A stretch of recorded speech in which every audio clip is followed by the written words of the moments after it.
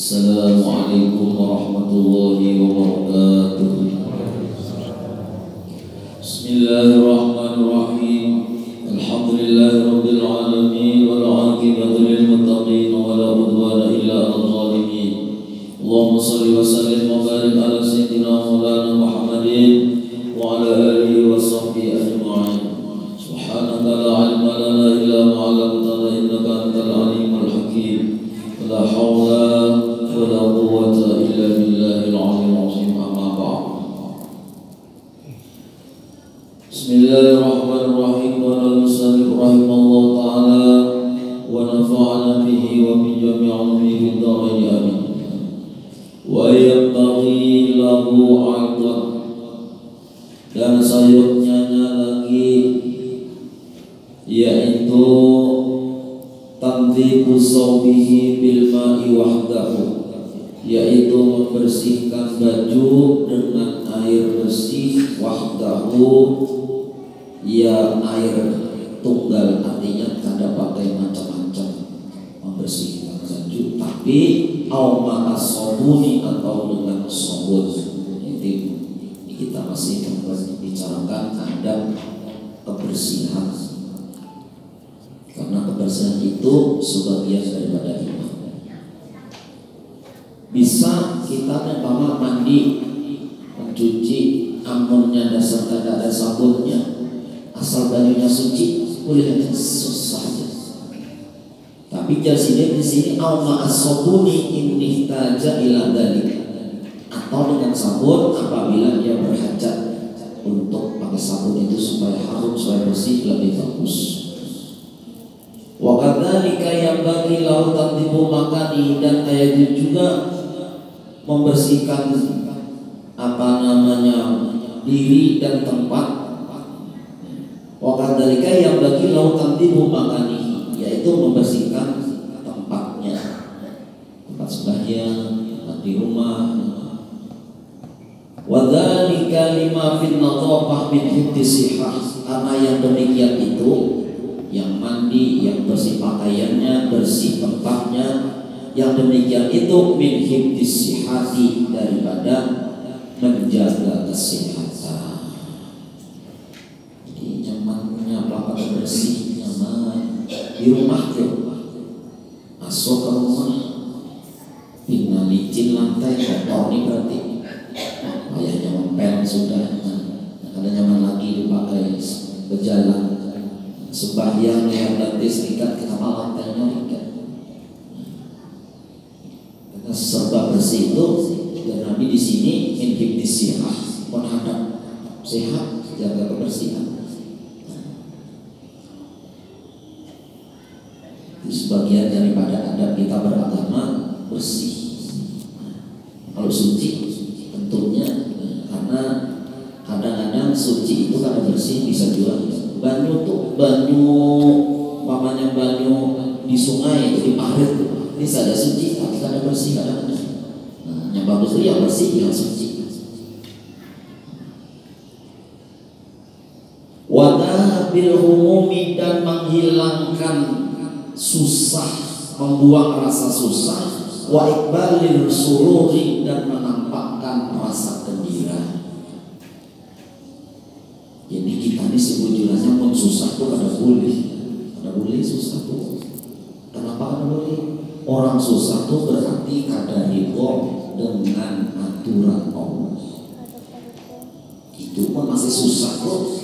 Satu, mungkin belum tapi kenal lawan sifat-sifat Allah, belum bertauhid dengan benar. Kenapa? Buktinya masih susah, masih gampang sakit hati.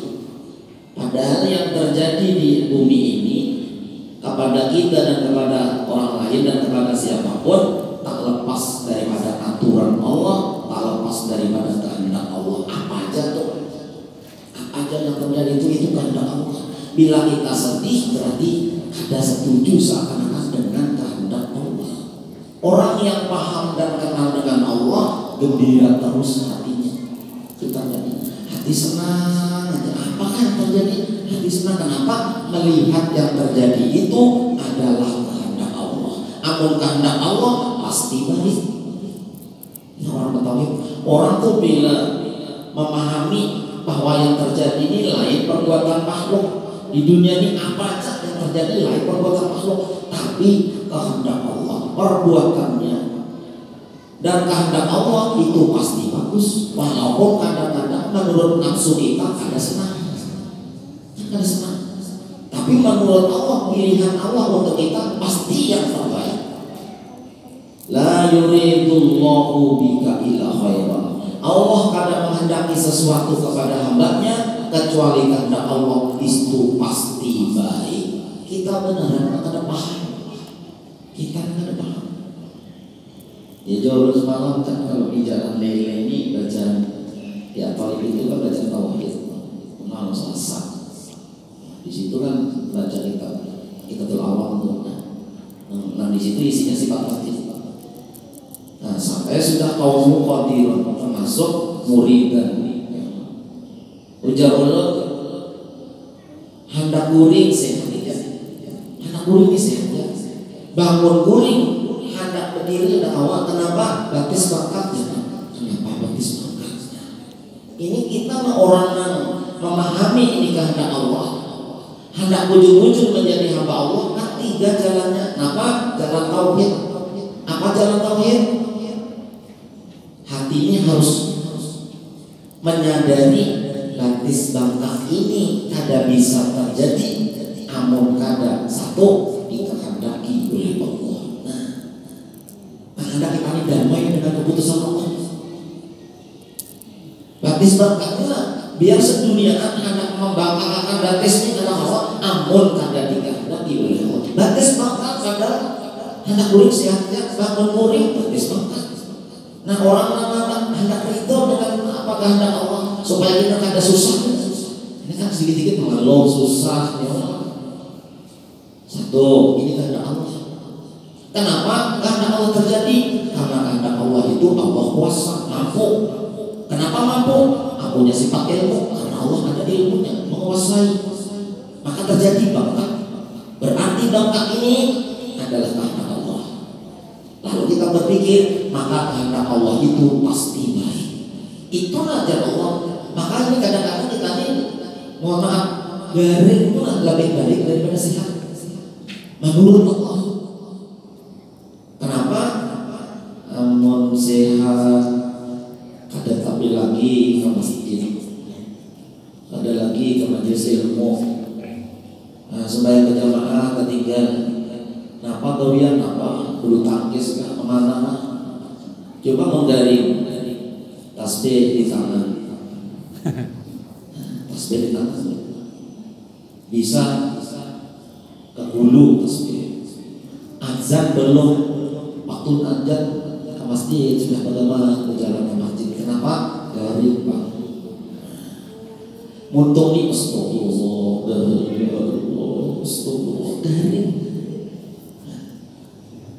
Coba sehat.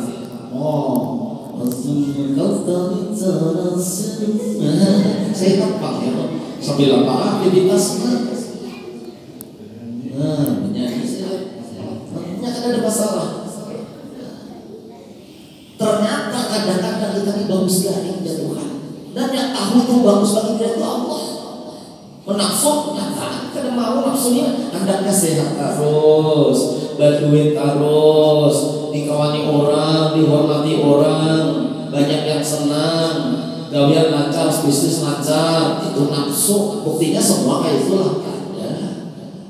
Nah, makanya dari sini wadhahabil umumi termasuk membuang rasa susah itu adabnya.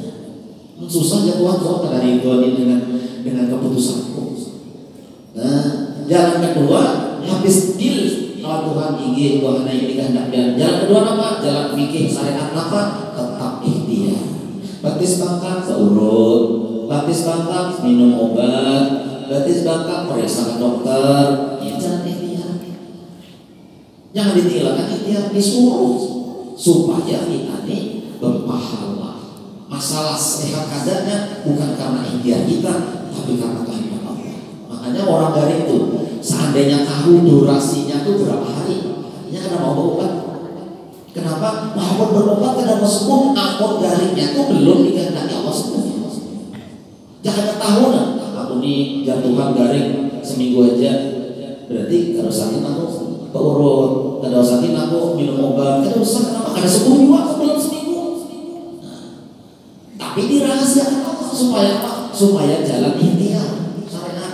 Dan akhirnya keurut, minum obat, periksa dokter, disuntik, macam-macam apa namanya itu, disekian macam-macam. Karena apa? Ikhtiar supaya kita ini semangat di dalam bersandar kepada Allah. Jangan tahu jatuhan ikam garing setahun, udah main jangan bawa obat terapi juga belum setahun, kejatuhan setahun garingnya. Dokter pada payu, paurutan nganggur, apalagi tukang apa jual jamu macam-macam, ada payu lagi kenapa? Ada apa juga belum setahun. Maka dirahasiakan oleh Allah. Dirahasiakan. Itu jalan fikih. Yang terakhir setelah ikhtiar baru kita sarahakan lawan Allah, namanya tasawuf. Karena hasilnya tasarah Allah. Kenapa tasarah Allah? Sidin spesialisnya, sidin yang tahu kapan sembuhnya dan obatnya yang disebutkan untuk kita ini obat apa yang tahu Allah. Dokter ini kan kawan menyembuhkan. Jangan ada dokter kawan menyembuhkan, kan ada orang dari. Setiap dokter pasti sembuh, tapi buktinya apa? Aku sudah, pambelum sudah, sampai Siloam sudah, Doris sudah, Bayangkara sudah, sembuh juga. Sekalinya enggak dimintakan baju atau burung, kayak bawa Kalimantan aja, enggak bener-bener baju, jangannya aku berhina lah Pak. Ayo.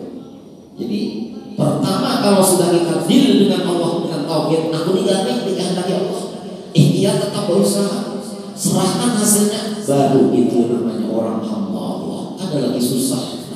Sudah tahu itu kehendak Allah. Makanya ketika kita nih dilanda musibah, jangan tapi kita nih banyak diuji Allah, diuji Allah musibah apa karena lain-lain. Jangan berpinta lawan Allah sesuai nafsu, jangan ada badak. Ya Allah, sudah satu sebulan bergaring ya Allah. Amun nang buah orang awam rata-rata itu.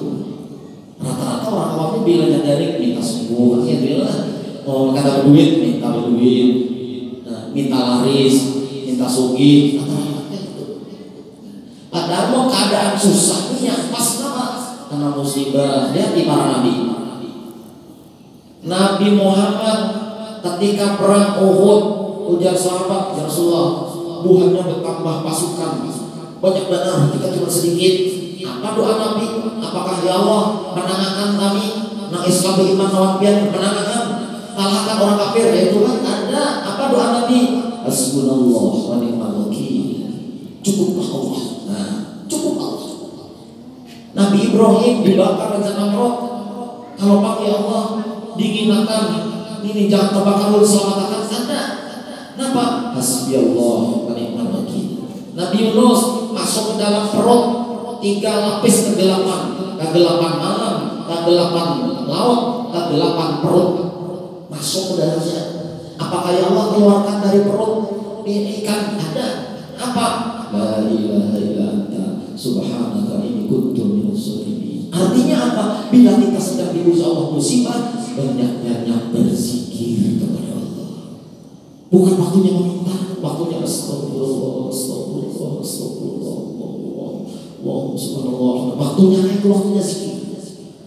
Bila kita kena musibah, lalu kita berzikir kepada Allah, menjar Allah, ini hambaku. Nah, ingat dari musibah masih ingat kepadaku, masih menyebut lewat aku.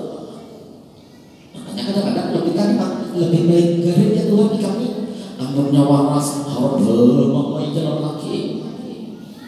sedikit bermain. Sariawan nikah seminggu jatuhan sariawan. Lalu ada zaman bapak di bicara lagi, tumben tapi ada berita di radio nih, radio rusak lah. Ada lagi bermain. Nah sariawan benar-benar kanan kiri sekali. Adanya. Berarti lebih baik sariawan daripada Anda yang tahu Makanya orang itu mohon maaf, lagi gembira dan lagi susah, itu ketika berdoa cepat kabul yang lagi gembira. Karena mau lagi susah itu modelnya memaksa. Sebagai tahajud sudah seminggu ya Allah, ya Pak seminggu sudah ini udah pintar biar ada tanda-tanda burining apa-apa ini kabulkan doa ini Tuhan lainnya. Setengah memaksa, tapi dengan hati gembira, alhamdulillah ya Allah. Nah semakin dekat gembira itu berarti setuju dengan takdirnya Allah. Nah, orang susahnya tadi belum tapi kenal apa-apa, susah terus ini tanggal muda susah, tanggal Tuhan merahmat terus pokoknya. Ada tahu bang memang dasar Tuhan merahmat ya. Jadi wadhabil umumi membuang rasa kecewa dan sakit hati, jauhkan. Wa iqbali sururi dan menampakkan rasa gembira. Jadi menjadi kumpul ada orang itu wali, ada orang itu betul-betul kenal lawan Allah, ada bisa sakit hati, apa yang dihadapi? Harus sakit hati. Masih sakit hati belum kenal lawan Tuhan.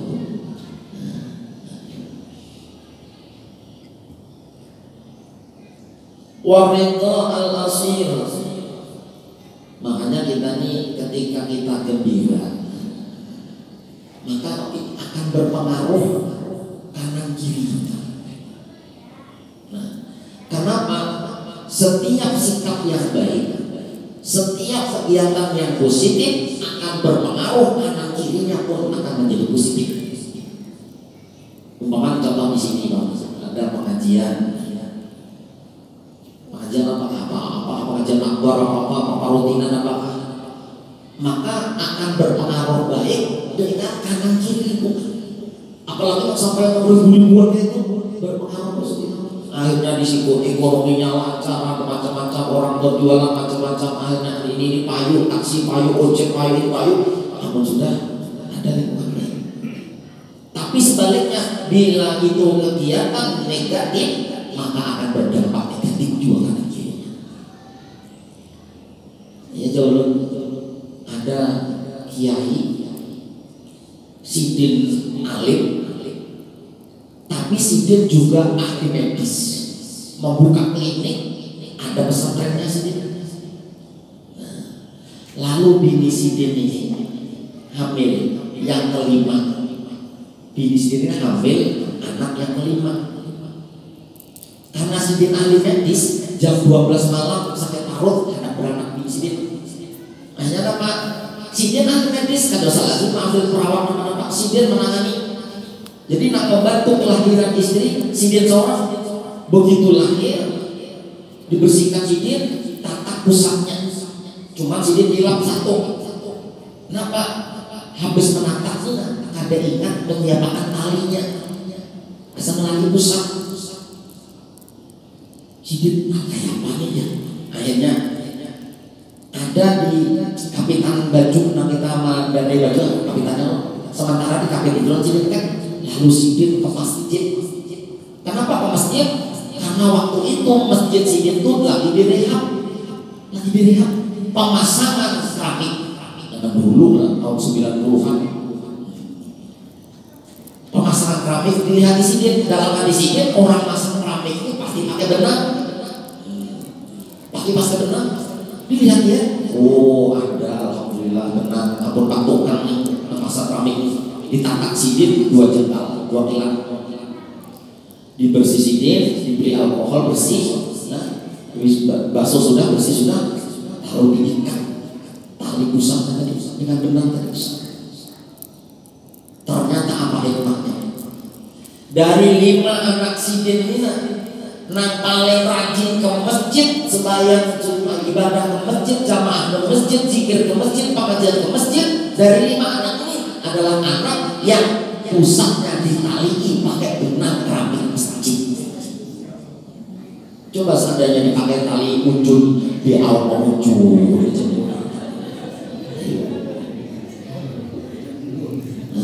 Jangan itu kadang-kadang tali ujung, kadang-kadang tali raket, bisa gawean bulu tangkis. Untungnya Sidin itu ke orang kiai, jadi diambilkan dengan masjid tadi, dikatakan dasar umat rajin benar anaknya masjid. Ujar Sidin jangan tahu kalimatnya, wambilkan nama sikit sama orang Sidin. Jadi setiap pekerjaan yang positif akan berpengaruh. Sekecil apapun itu akan berpengaruh. Semakin besar pengaruhnya. Ayo, di Jawa, di Blitar, ada orang yang membuka YouTube Gus Ikdam, dia buka. Wayah ini yang dari Kediri, dari mana-mana, dari mana ke situ beratan, ada yang jual nasi bungkus, ada jual minuman, jual macam-macam. Ayo beratan, apa orangnya 15.000 yang datang. Ayo, perekonomian lalu meningkat. Perekonomian di situ, orang-orang di situ dapat berkahnya semua. Kenapa? Ada gawean yang bagus akan berpengaruh dengan kebagusan. Ayo kayak Mak Guru Sukomul tadi, wah ini di Kalimantan Guru Bahit kayak Mak. Orang datang puluhan ribu, ayo berkah orang berjualan aqua, kenapa? Ayo berkah. Nah, itu. Makanya Sidin di sini apa? Buang bagus suruh, buang rasa susah, nampakkan rasa suka. Dan ridho ridho dengan orang yang mengawani kita, karena setiap perbuatan yang baik akan berpengaruh kebaikan di situ. Makanya di sini ayatnya wa idharu nikmatillahi ta'ala, dan menampakkan kenikmatan Allah Ta'ala. Qala azza wa jalla wa amma bi nikmati rabbika fahaddits, dan dengan nikmat dari Tuhanmu fahaddits, kisahkan. Yang kita ini umpamanya dia merasa umpamanya di agama dia aktif, sembahyang tepat waktu, sunah-sunah rawatib digawe, biar ada wirid dibaca, terus biar orangnya pemurah, lalu usaha lancar, usaha lancar itu boleh dikisahkan. Sebagai apa? Supaya kita ini menampakkan nikmat Allah, supaya pengaruhnya kepada orang yang kita kisahi. 4 jalan yang kebaikan. Kamu tahulah, aku ini alhamdulillah ya berkisah dengan kawan-kawan.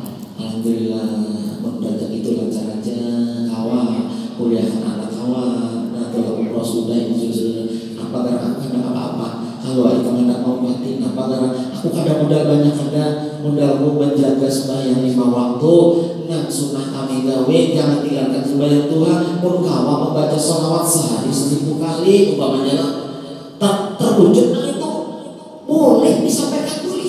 Untuk apa? Supaya orang mengamalkan kebaikan itu juga. Fa'ama binikmati rabbika fahaddits. Bukan kadar ria lagi, sudah ada. Hati sudah tertata. Kadar ria lagi sudah.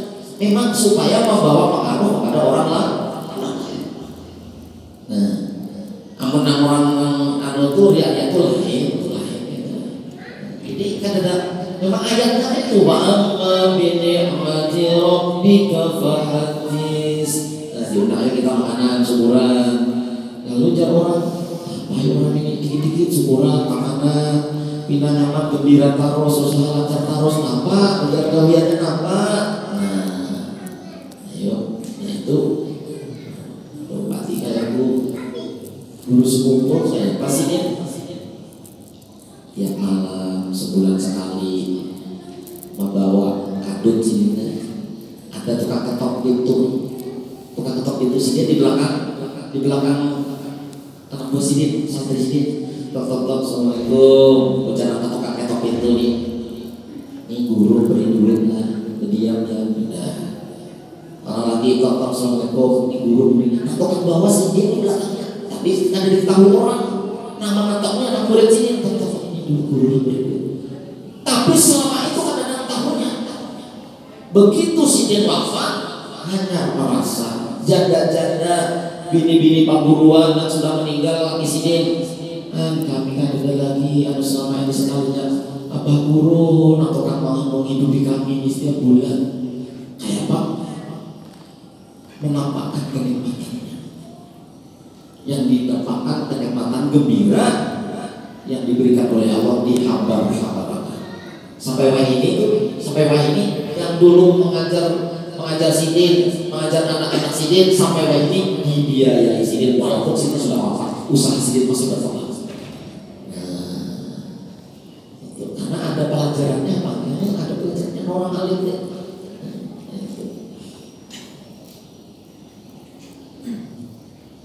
Ini Ishak simak jangan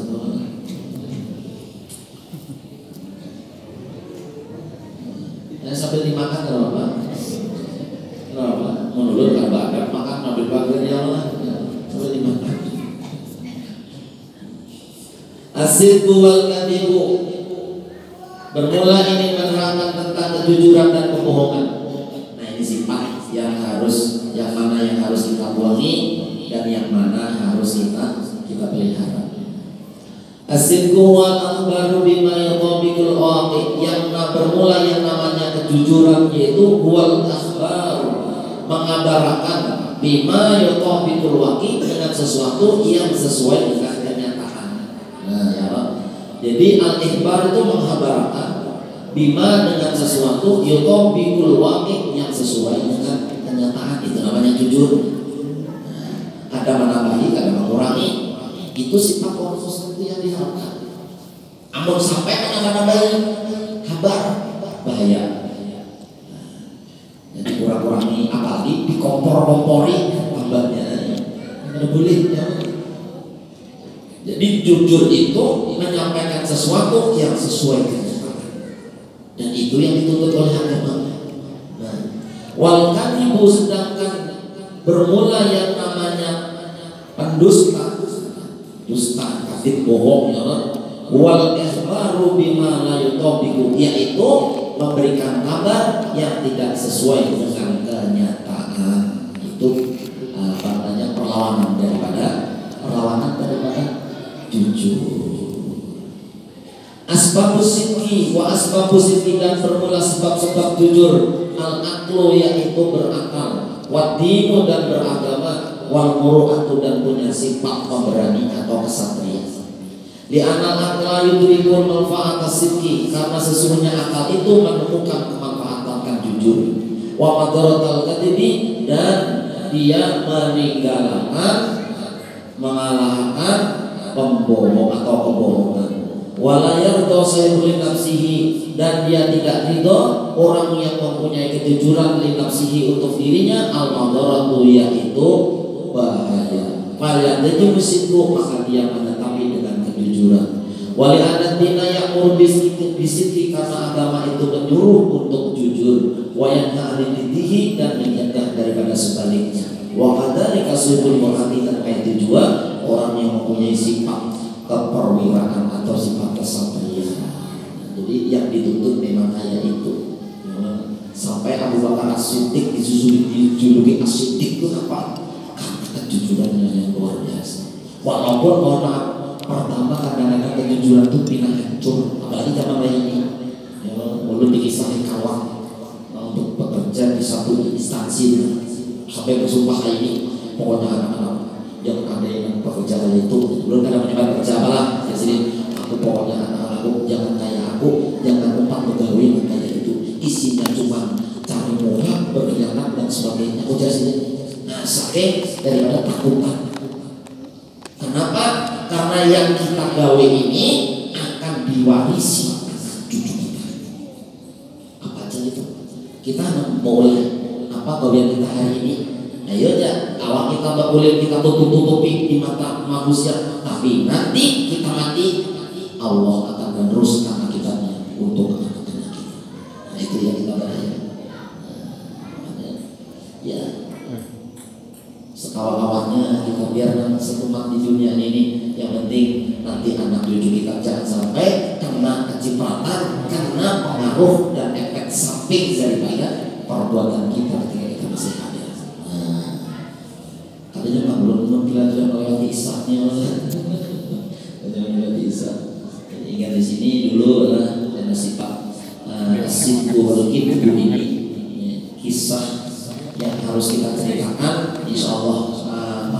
pastinya adalah segala yang kita gawe akan diwarisi anak-anak kita. Itu ya Allah. Nah, mudah-mudahan kita sehat walafiat. Amin. Allah Subhanahu wa taala. Anak-anak kita pun dipelihara menjadi anak yang soleh dan solehah. Al-Fatihah. Amin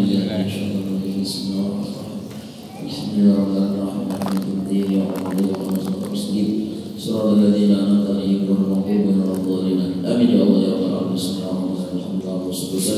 وبارك على سيدنا مولانا محمد وعلى اله وصحبه اجمعين. اللهم اجعل جمعنا جمعا مرحوما، اللهم اجعل جمعنا جمعا مغفورا وتغفر وتغفر ثم يا ارحم الراحمين علمنا بما ينفعنا وعلمتنا واجعل امرنا خالصا لوجهك واهدنا لنا بك بقدر اجمعين. صلى الله عليه وسلم والحمد لله رب العالمين. تقبل الله منكم. إنا ومنكم تقبل يا